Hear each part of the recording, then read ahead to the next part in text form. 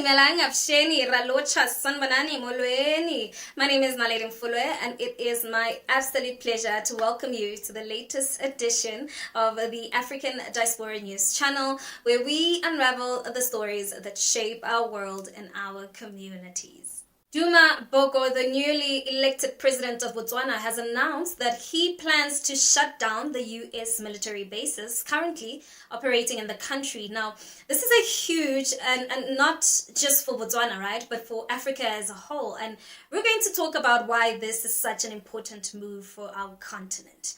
Now, first, a little context, right? Botswana has long been seen as one of the most stable, peaceful, and democratic nations in Africa. Now, the country has a history of good governance and respect for human rights, but like many African countries, it has also been subject to foreign influence and intervention. But the US military bases in Africa have been a point of controversy for years, often framed as part of the West's ongoing military presence on the continent under the guise of counter-terrorism. But I believe that these bases represent a form of neocolonialism, where African countries are used as pawns in larger global power games, often without fully understanding the implications for their power or security.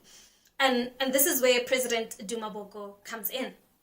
I mean, his decision to shut down these military installations actually signals a major shift in the politics of the region. I mean, it's a clear message to both the United States and the rest of the world that Botswana, under Boko's leadership, will not be a passive player in the global power struggle. And instead, Botswana is asserting its independence and power, which shows that they are reclaiming control over its land, its resources, and decisions about foreign influence. I was charged by the ANC for saying Botswana has got an American base and poses a threat to South Africa. Mbalula repeated it a few days ago.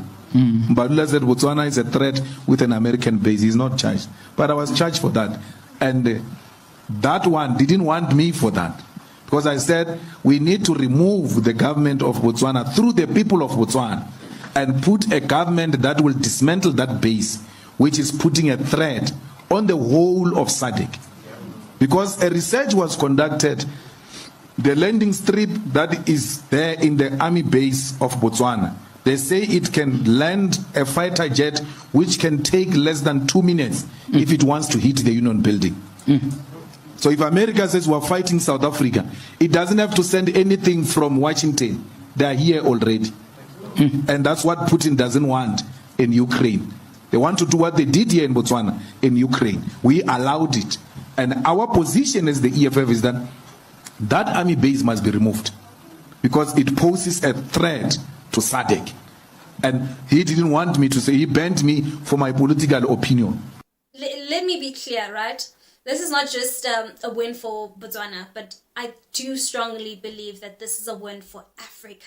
Because for far too long, right, African countries have been subjected to the whims of foreign powers who come and go as they please with their own interests, often taking precedence over the well-being and freedom of the people.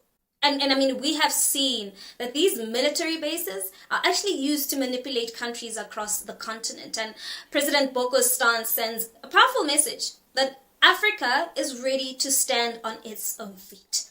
And it's a message of empowerment and unity and self-determination. I mean, it tells the world that we do not need to be used as the strategic chess pieces in someone else's game. We are not pawns, but we are powerful nations with the right to actually determine our own futures. And I personally believe that this decision by President Boko could set a precedent for other African leaders to actually follow. It could actually be the spark that inspires more countries to question their relationships with foreign military powers and rethink the terms of their engagements. And what is the cost of having foreign military forces on our land? Are we truly benefiting from these arrangements, or are we just allowing outside interests to dictate our own security and governance?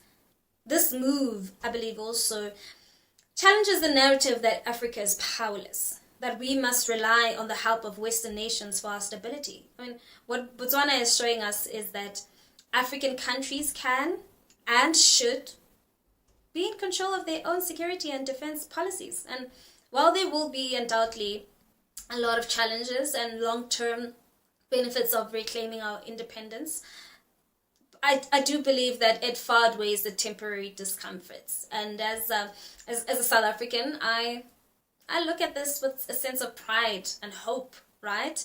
Botswana, as a neighbor to our own country, is making strides towards a future where we as African nations can truly determine our own fate. And I think that we must ask ourselves, right? If Botswana can do this, why can't any other African nation do it? Now, Africa must rise together, and this move by Duma Boko is a step in the right direction. It's a reminder that our continent has the power to actually shape its future without needing to bow down to external forces. We are no longer willing to allow our resources, our lands, and our futures to be decided by anyone other than ourselves. Now, as we watch this story unfold, I have to ask, what will the next step be for African nations? Will we see more leaders take a stand, and will this signal a broader shift towards a pan-African unity and independence? Only time will tell, but one thing is clear: the winds of change are blowing across Africa, and they are blowing toward a future where we are truly, actually free. Now, thank you so much for watching. Please, let's continue to engage in the comment section. We really want to hear from you. What do you think about this? And while you're at it, please don't forget to give this video a thumbs up. That's it from me. Till we meet again, it is goodbye for now.